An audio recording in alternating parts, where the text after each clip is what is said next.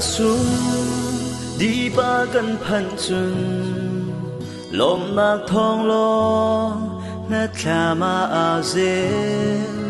Christmas dark king Christmas thama le kam tu chua cham a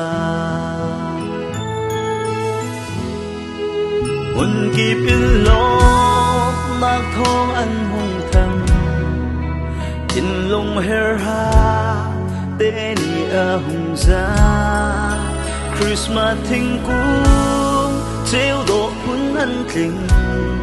đi ba bun phan chun Sweet December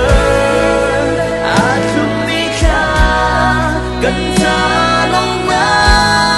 they na kan phor go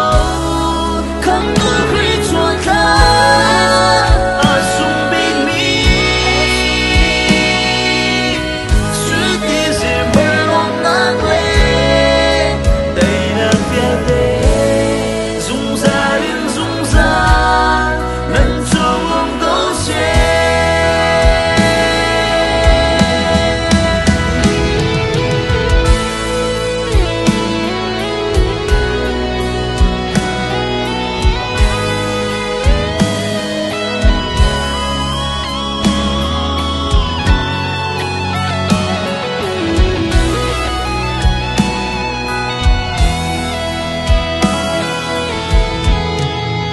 Chalak asun